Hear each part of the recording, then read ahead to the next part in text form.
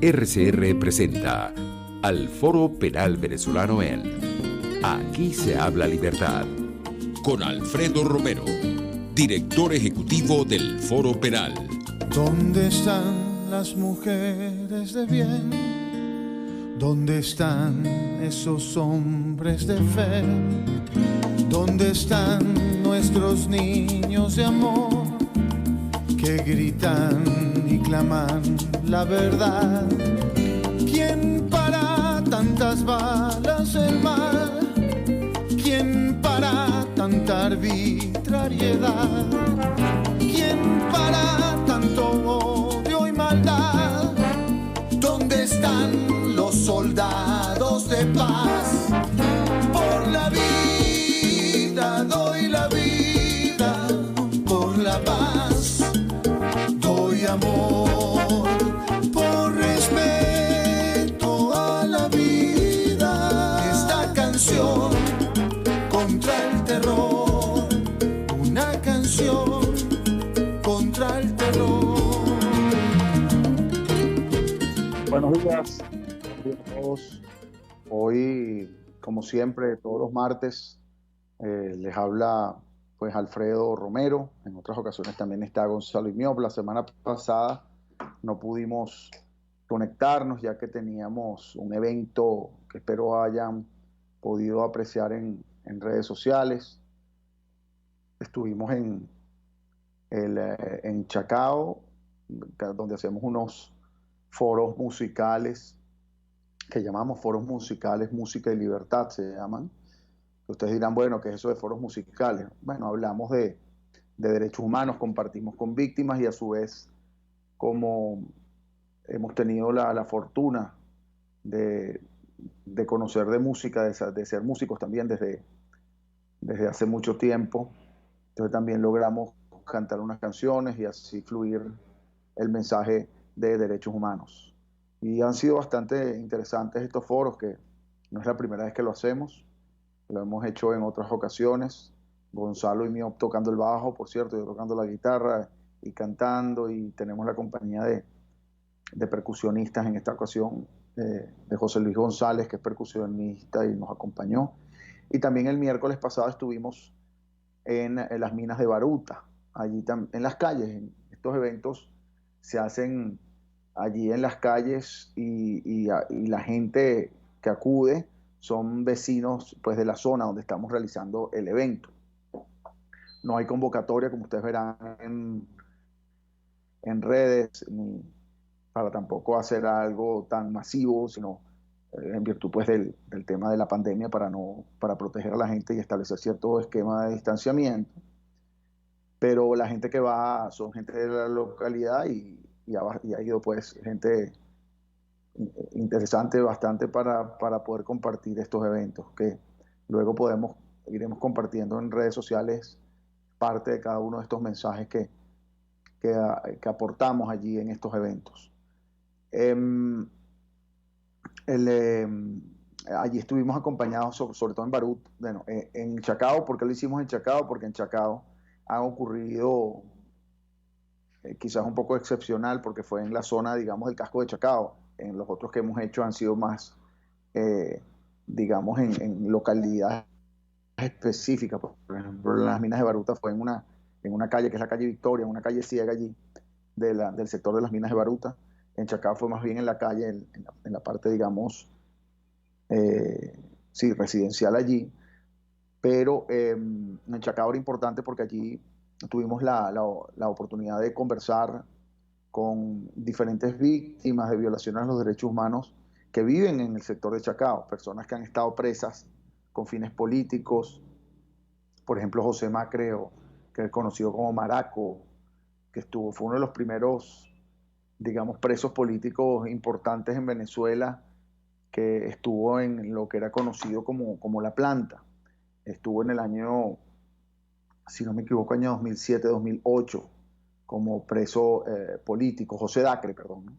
Y también estuvimos conversando con Ignacio Porras, que también vive en Chacao, que estuvo preso en el año 2014 por cierto, preso con, que también fue preso en esa oportunidad por asistirlo, es Marcelo Croato, un abogado de la, también que colaboraba con el Foro Penal, que estuvo pues, primero preso en la cárcel del Yare 3 y luego en arresto domiciliario. Eh, También tuvimos, pues hablamos pues del caso que, para recordar, porque uno empieza a, digamos, a perder eh, memoria, por decirlo, en relación con casos que han ocurrido, y allí en Chacao, cerca donde también tocamos, donde pues, pudimos dar estos conversatorios musicales, murió este muchacho de nombre Robert Redman, que fue asesinado allí en una de las esquinas de Chacao, ahí un poco, eh, digamos, más arriba de la esquina, no sé cómo se llama esa, pero donde está la cancha allí, de calle Páez de Chacao. Fue asesinado Robert Redman. Acudimos al lugar también, previo de este asesinato que ocurrió en febrero del año 2014. También allí estaba con nosotros un preso político que fue liberado recientemente, que es el caso de Álvaro Sánchez, también de Chacao, ¿no? Entonces hay muchas, y me quedo corto porque hay varios casos allí, pero hay muchos casos que ocurrieron, o de personas, presos políticos, o incluso personas agredidas o asesinadas, como el caso de Robert Redman, que eran precisamente del casco de Chacao, vivían precisamente allí en el casco de Chacao.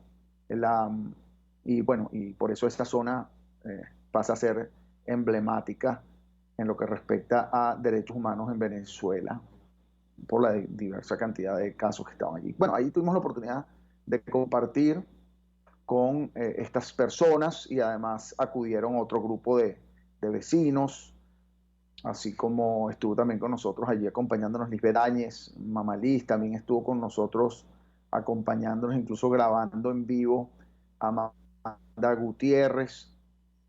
Y bueno, tener la oportunidad de realizar estos eventos en otros lados también de Caracas y de Venezuela. Esperemos hacer uno, si la pandemia no los permite, hacer algún evento pues de mayor cantidad de personas y con mayor convocatoria, o sea, convocando con mayor anticipación aquí en Caracas, no sabemos exactamente dónde, donde podamos pues contar con la participación de muchas personas.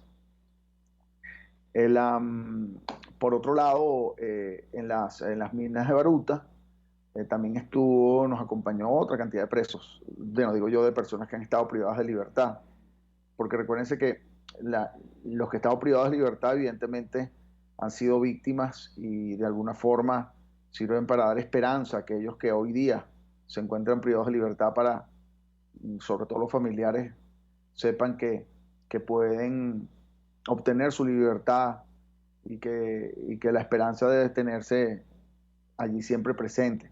Entonces, para nosotros las personas que han sido privadas de libertad y han pasado por esta experiencia, es importante que estén ahí presentes y le hablen a los familiares. Entonces también estuvo, por ejemplo, allí con nosotros en las minas de Baruta Jesús Medina Sáenz, quien es reportero gráfico, quien estuvo preso más de 2 años allí en Ramo Verde y liberado el año pasado. También José Luis Santamambien, liberado el año pasado por indultos, allá en las minas de Baruta. También estuvo con nosotros ahí Mauri Carrero, quien también fue liberada por indulto el año pasado, y todos relacionados además con el Foro Penal, porque el Foro Penal ha participado ya sea en su defensa, tanto nacional o en denuncias internacionales en relación con sus casos. Y ahí pues también nos acompañó, por ejemplo, en Chacao, la esposa de Eudis Girot, quien es un sindicalista de la industria petrolera que se encuentra privado de libertad en este momento. y pues también está defendido por el Foro Penal y la esposa está hoy con nosotros, que hoy día Eudy Giró se encuentra en el rodeo, que fue transferido para allá y que pues estamos esperando también su libertad. Y estuvo la esposa con nosotros también conversando sobre su caso y pidiendo pues su libertad.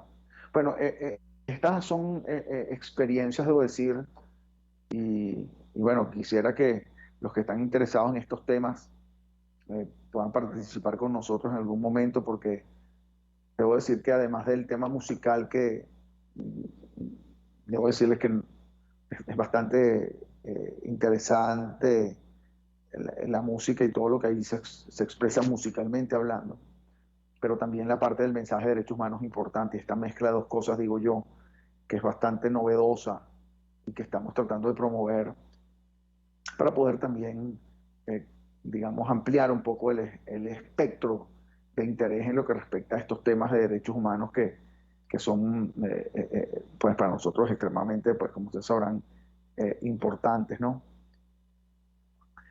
Y que cada día más, a veces, por repetirlo tantas veces, se pierde el interés en las personas porque ya es como común. Bueno, que en Venezuela haya presos políticos, bueno, ya pareciera algo común, que en Venezuela haya personas que hayan sido víctimas de torturas. Entonces, lo que antes podría sorprender hoy día no sorprende. O que o que en Venezuela se hayan asesinado personas en protestas, jóvenes, incluso hasta menores de edad, más de 300 personas que han sido asesinadas. Pues es algo que lamentablemente pasaría a ser como algo común o regular y repito, lamentablemente las personas ya lo toman como algo regular y ya no le ponen mucha atención. Pero bueno, esa es nuestra, a lo cual nos hemos, digamos, comprometido a que estas personas no se olviden y que no se olvide la violación a los derechos humanos en Venezuela, que se mantiene y que continúan presos políticos. Hoy, siempre como vamos a referirnos en nuestra máquina de la represión, que quisiera tenerla preparada para referirnos de una vez, decir a Catherine que la tenga ahí preparada para referirnos al principio. Vamos a señalar pues el número de presos políticos, que en esta ocasión son 301 presos políticos. Entonces continúa esa situación. Bueno, vamos a comenzar pues entonces con la máquina de la represión. La máquina de la represión. Bueno, como les decía, la lista actualizada del Foro Penal de esta semana, publicada el día de hoy, son 301 presos políticos. Quiero decir, publicado el número, pero remitida la lista para su verificación y certificación a la Organización de Estados Americanos y a la Oficina de la Alta Comisionada de Derechos Humanos, a quien también se le remite la lista. El número de arrestos acumulados con fines políticos desde el año 2014 es de 15.743. El número de personas que se mantienen con medidas cautelares, es decir, que siendo excarceladas, de esos 15.000 o casi 16.000 personas, 9.392 se mantienen con medidas restrictivas a su libertad. 872 civiles han sido presentados ante tribunales militares. De los presos políticos, de los 301 presos políticos, 21 son mujeres, 130 son militares y tenemos un adolescente. Dentro de las mujeres siempre recordamos el caso de Emirlendris Benítez, un caso de una muchacha quien así denunció torturas, que bueno, se encuentra en este momento también privada de libertad y sin finalizar, sin ser condenada. Quiere decir, y esto repito, siempre es importante considerarlo, son personas que están privadas de libertad sin ni siquiera tener derecho a la defensa. En el caso de Emirlendris Benítez, bueno, el juicio ya ha comenzado, se ha venido desarrollando, sin embargo, pues no ha sido condenada y no se le ha demostrado ninguna evidencia de responsabilidad. Otro caso de otra mujer es el caso de María Auxiliadora Delgado Taboski. Hemos tenido conversación con la familia, un poco necesitamos y es importante pues visibilizar cada vez más este caso, así como el de su esposo, Juan Marrufo, que está preso también, y ellos no han tenido ni siquiera juicio. La audiencia preliminar se celebró hace pocos días. La audiencia preliminar, recordemos que es la primera audiencia, no la primera, como la palabra lo dice, la audiencia antes de la audiencia de juicio, antes del juicio, y es la que donde se determina si comienza o no un juicio, pero no es juicio como tal. El juicio, la audiencia de juicio o las audiencias de juicio son aquellas donde se presentan pues evidencias, alegatos, donde la persona se defiende, donde se determina la responsabilidad o no de alguien. Bueno, estas personas se encuentran privadas de libertad más de 2, 3 años y no tienen juicio, no tienen derecho a la defensa, no han podido defenderse.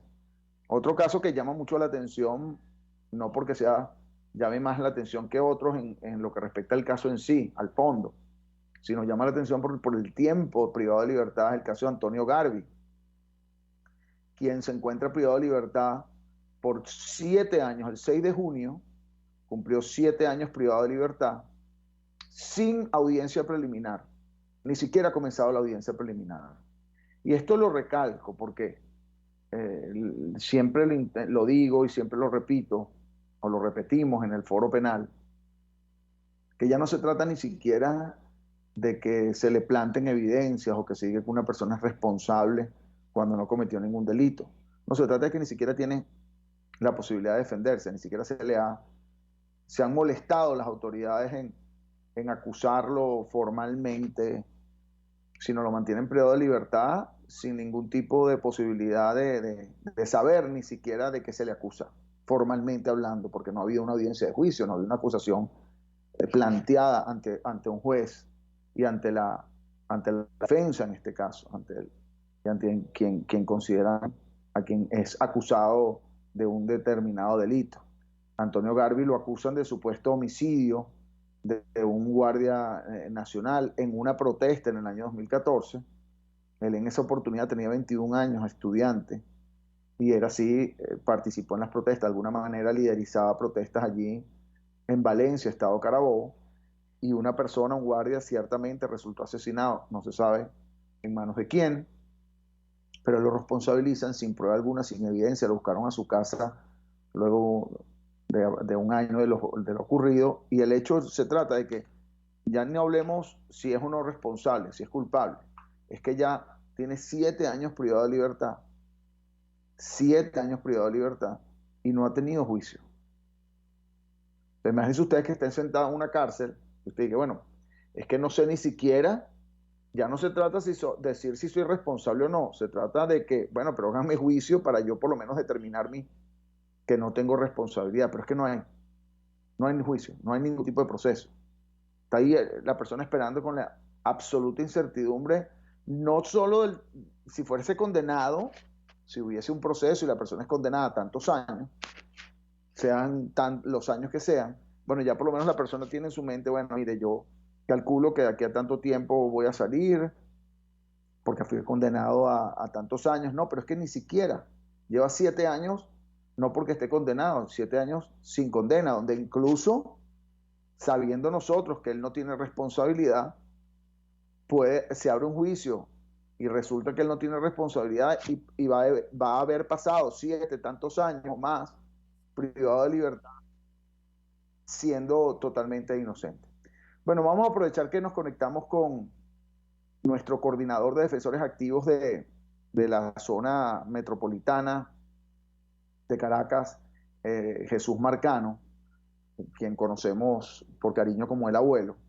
Quería conversar con él porque él estuvo, y que nos cuente un poco, bueno, como parte de lo que hacen los defensores activos, visitan centros de reclusión.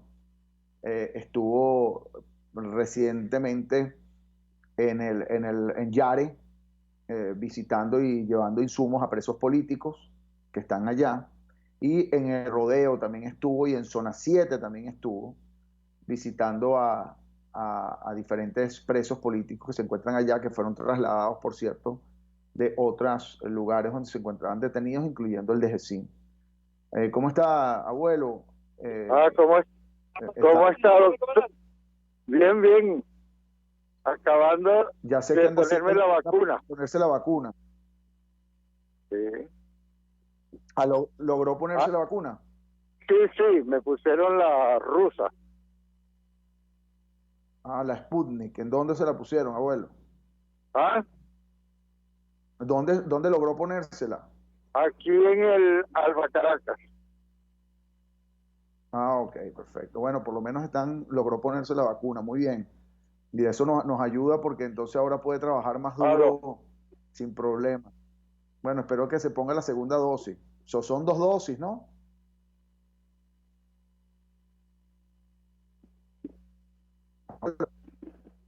¿Aló?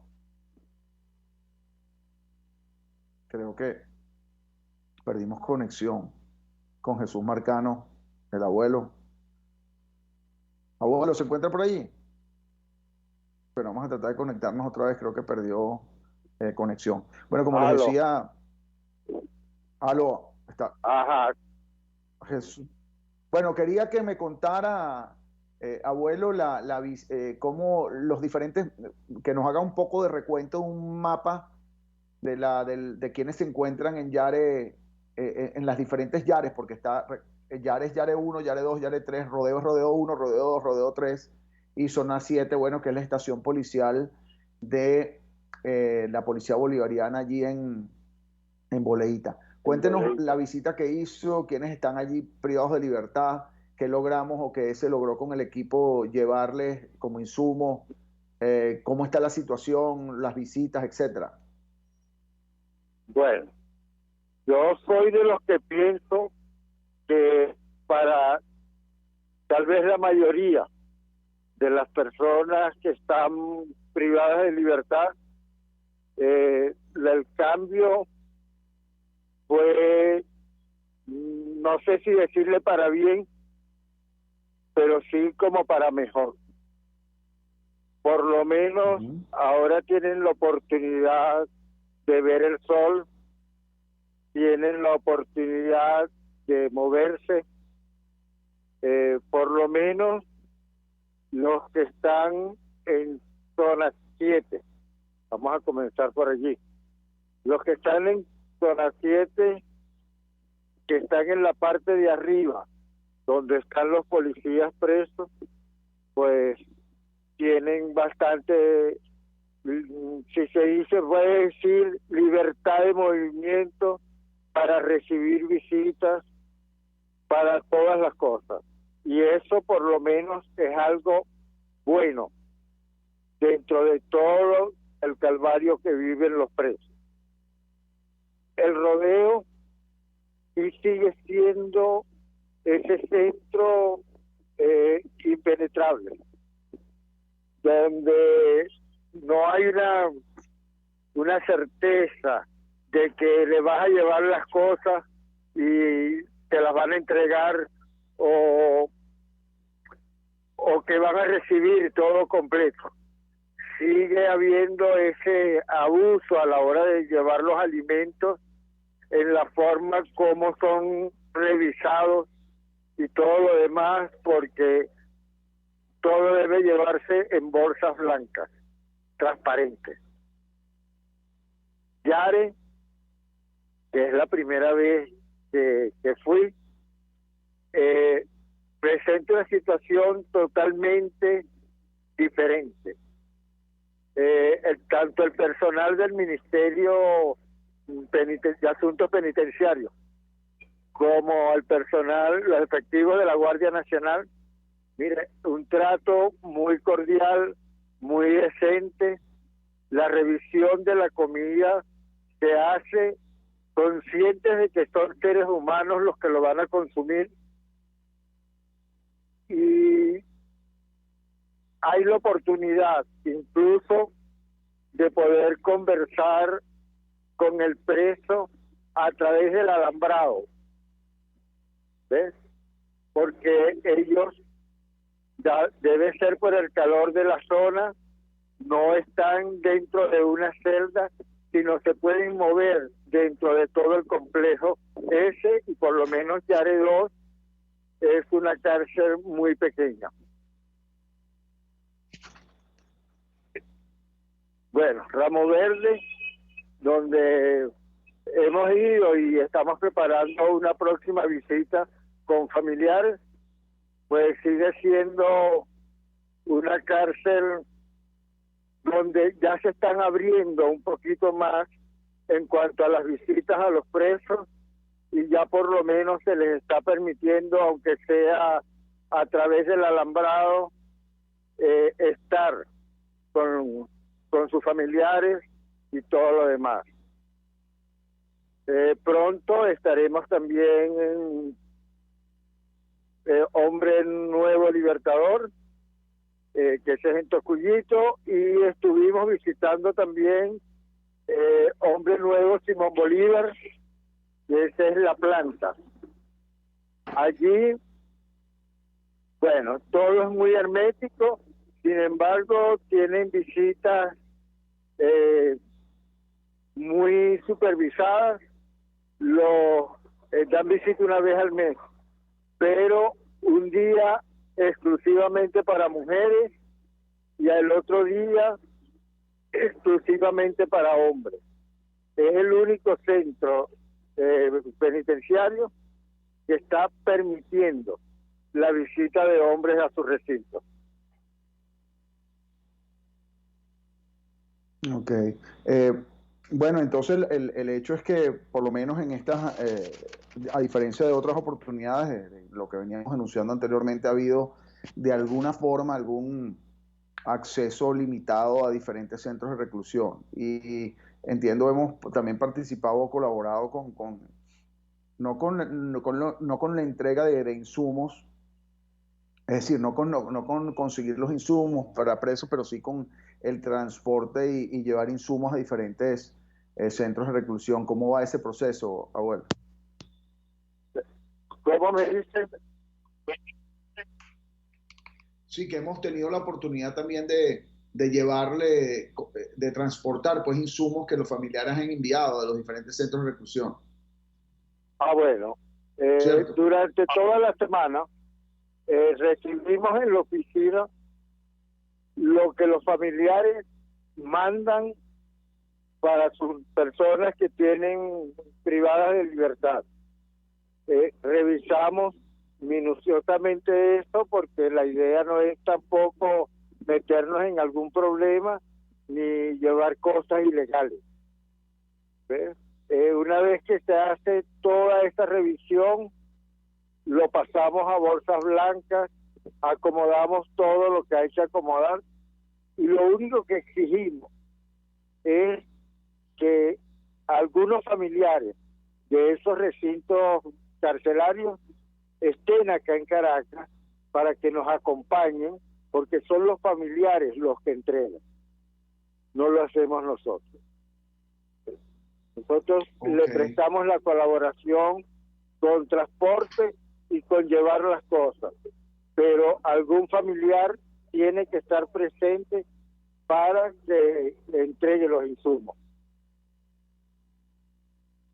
Perfecto. Bueno, abuelo, muchas gracias y lo felicito por haberse podido vacunar. Y aquí seguiremos pues ya atendiendo a todas estas víctimas de la represión política, ya por lo menos vacunado. Yo no me he vacunado, no me he podido vacunar, espero poder hacerlo. Aquí también tenemos que estamos, que está aquí presente, vamos a tener presencial también a Estefanía Migliorini, que quisiera que nos haga un recuento rápidamente pues de aunque creo, perdón, tenemos que ir un corte primero. Catherine, tú me confirmas que son las 11:30, tenemos que ir un corte primero y regresamos, ¿cierto? Ok, está bueno pues. Sí, entonces vamos primero, bueno, muchas gracias, abuelo, vamos a un corte y ya regresamos con Estefanía Migliorini para contarnos también la situación de los casos que se están llevando a cabo en Caracas. Vamos a un corte y regresamos. Amigos, nace un nuevo concepto de farmacia en Venezuela. Farmacia CVS y más. Todo lo demás. En Farmacia CVS, en español CVS, lo consigues todo en un solo lugar. Salud, belleza, hogar y comida. Un nuevo concepto en todo para un nuevo concepto de vida. Farmacia CVS y más está en el CCCT nivel C1, frente a Beco y al lado del Banco Mercantil. En Instagram, FarmaCVS. Farmacia CVS y más. Todo lo demás. En tiempos de pandemia, la solución más efectiva es un concentrador de oxígeno, porque ofrece un suministro infinito de oxígeno. No necesita recargas. Además, aplica dosis de oxígeno según el pulso del paciente. Contáctenos 0412-030-9150.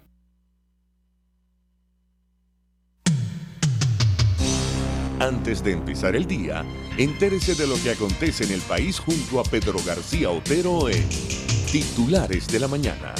De lunes a viernes a las 6:30 de la mañana.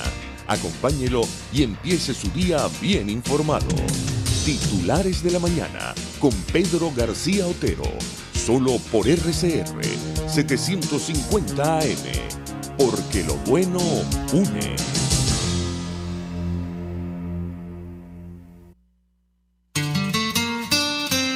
RCR 750 AM, porque lo bueno une.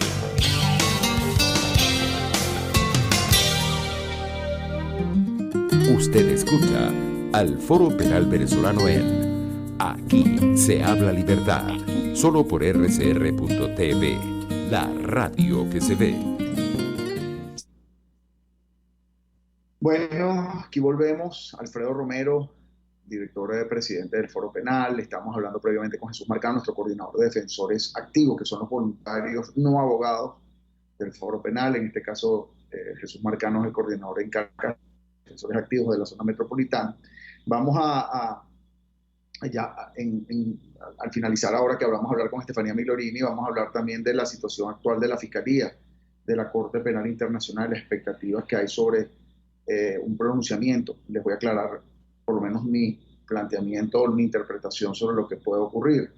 Pero ya que tenemos acá a Estefanía Migliorini aquí con nosotros, yo quisiera que nos haga un recuento de los procesos que se están llevando a cabo en relación con presos políticos en Caracas. Estefanía Migliorini es la coordinadora de abogados del equipo jurídico de la zona metropolitana de Caracas. Voy a levantarme aquí para que ella pues pueda conversar de estos casos que se están llevando a cabo. Hoy, por cierto, fue diferida, creo que hoy una audiencia de unos detenidos con fines políticos que eran trabajadores de PDVSA. Ella les va a contar también el caso que nos preocupó mucho Estefanía, de Emirlendris Benítez, quien es parte o quien la acusan de estar relacionada con este caso que se es conocido como el intento de magnicidio, el uso de drones, etcétera. Y definitivamente ya no tiene ningún tipo de responsabilidad y lleva presa ya más de 3 años, ¿no? O casi 3 años. Y bueno, quiero que Estefanía Migliorini se sienta aquí un rato y les cuente. Hola, muy buenas tardes. Bueno, sí, efectivamente, el día de hoy estaba pautada una audiencia donde nosotros representamos a 2 privados de libertad del caso Petro Zamora. Uno de ellos es Adolfo Torres, el otro privado de libertad es Henry Sánchez.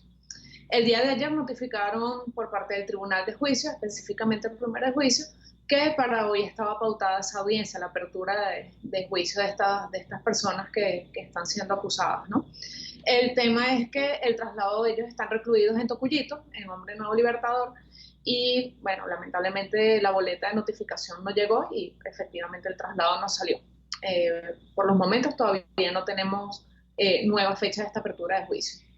Tenemos el caso de Emirlendris Benítez. Ella tiene continuación de la audiencia de juicio que se le sigue a todos los imputados de esa causa el día jueves. Y bueno, efectivamente, en contra de ella no hay nada en el expediente, no hay nada en la acusación fiscal donde haga referencia a que ella tuvo participación en eso y se ha podido demostrar la inocencia de ella. Sin embargo, sigue privada de libertad. Ya ahorita en agosto cumple 3 años injustamente.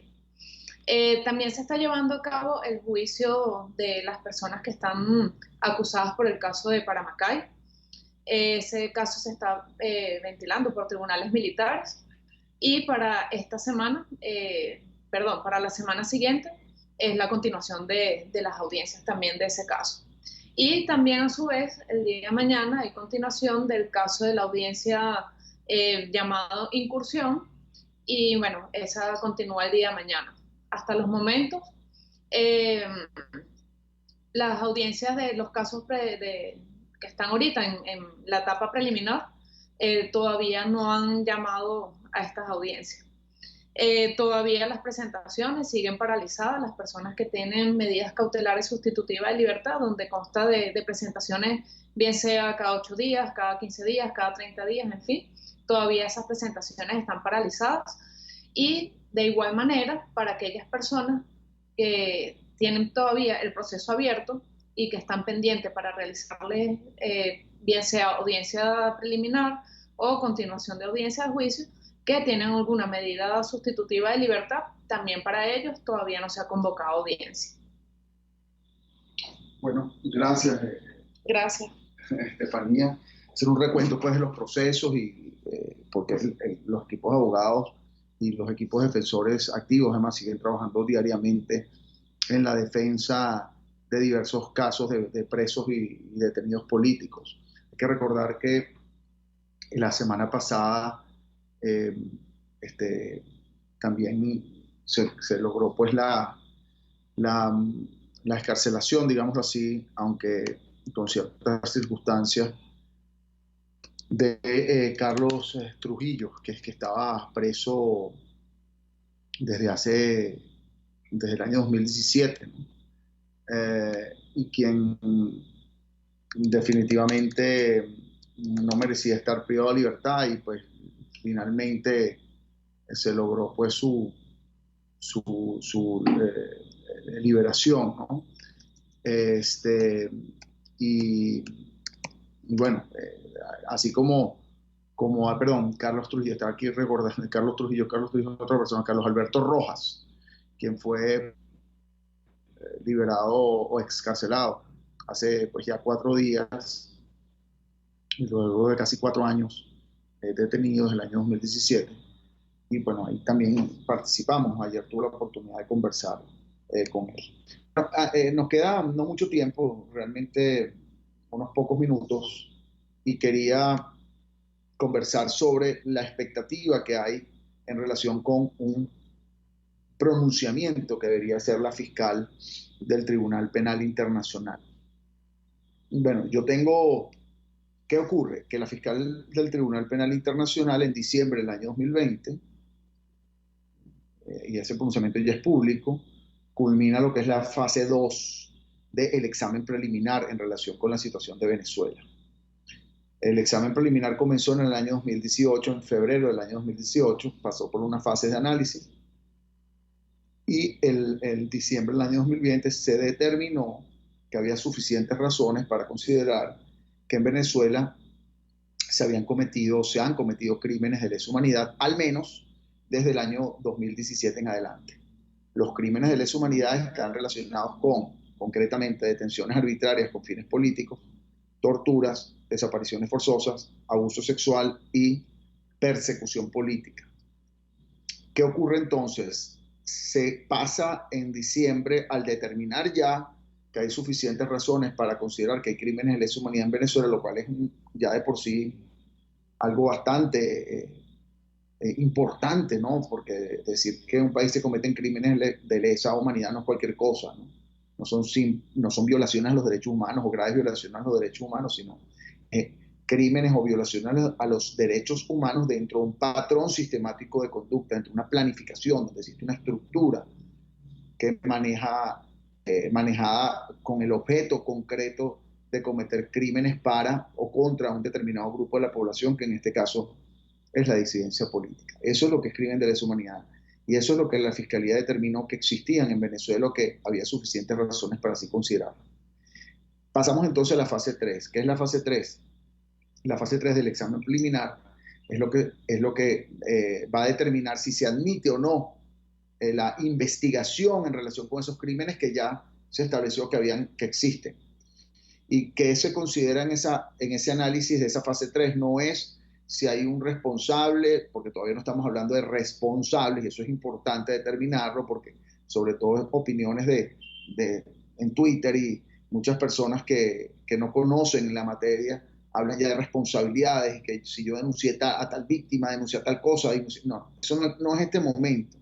En este momento lo que se está determinando es si en Venezuela, en las instituciones venezolanas, se están investigando crímenes de lesa humanidad que la Fiscalía analizó como que han ocurrido.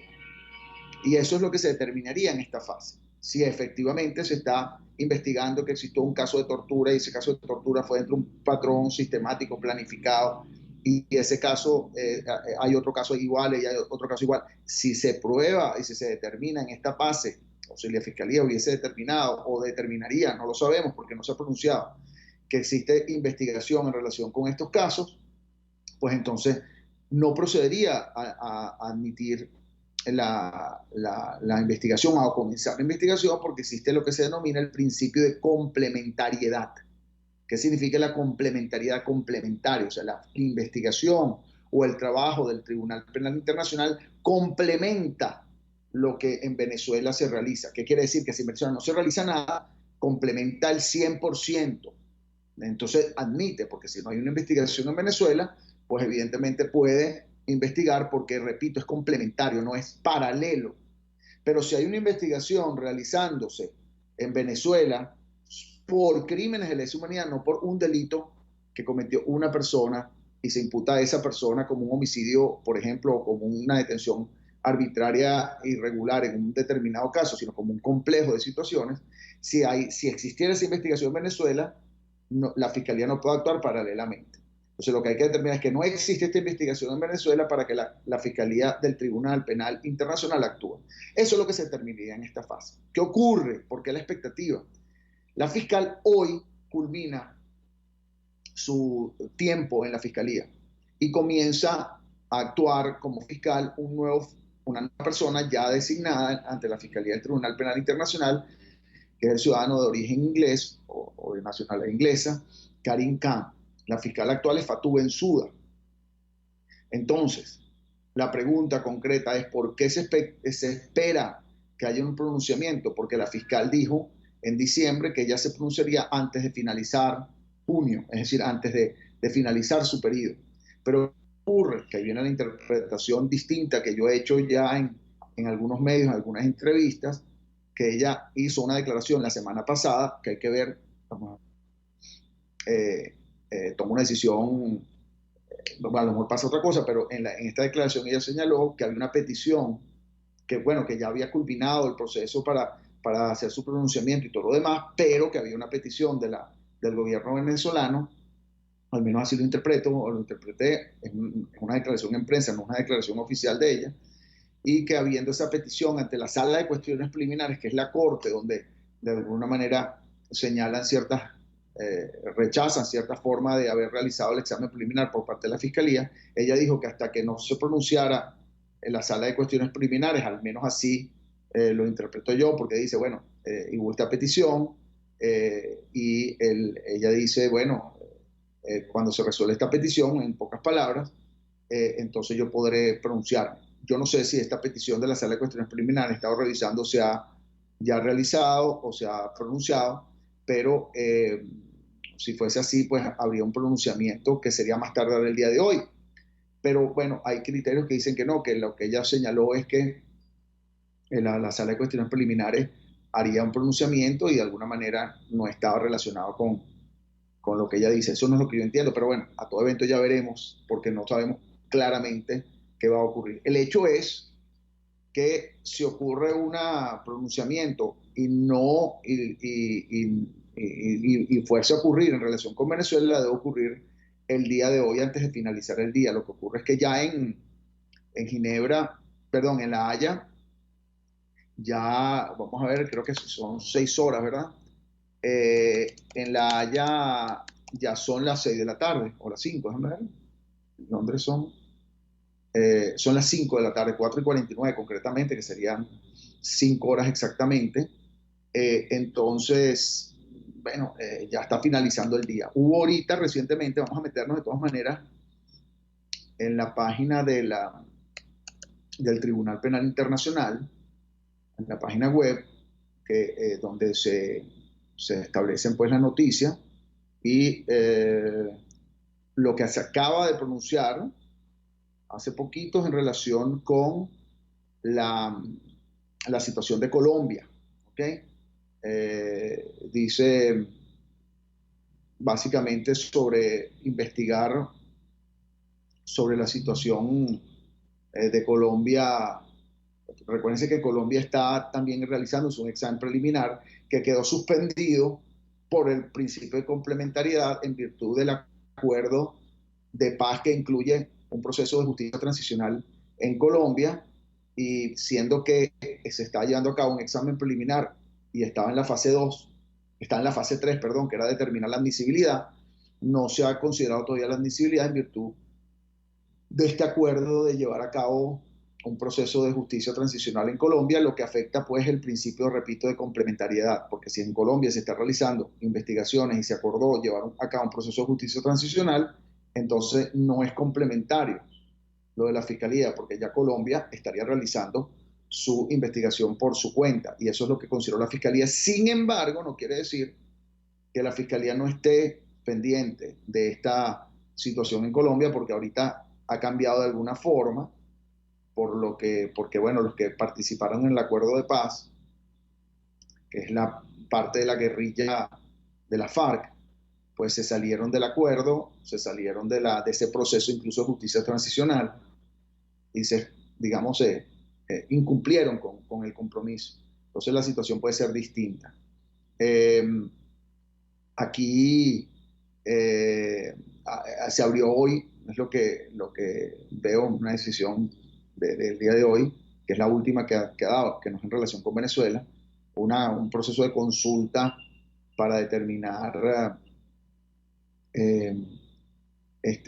la situación pues en Colombia. Aquí no tengo chance de leerlo todo completo, pero es básicamente la única decisión. Pero bueno, a todo evento, el hecho es que no se ha decidido nada todavía, al menos en relación con Venezuela. Repito, mi interpretación de la que ella dijo es que estaba esperando la decisión de la Sala de Cuestiones Preliminares. Y en virtud de esta petición que realizó Venezuela, y es lo que yo entendí. Recuérdense que ya, por ejemplo, antes de ayer, la fiscal también, bueno, recuérdense, no les digo, ya se pronunció sobre, por ejemplo, abrir la investigación en el caso de Filipinas. O sea, ya ella se pronunció en ese caso en particular, pero en el caso de Venezuela no. Y bueno, y ya como que se está acabando el día, y ella no ha dado ningún informe oficial sobre lo que sería esa entrevista que dio particularmente a France 24.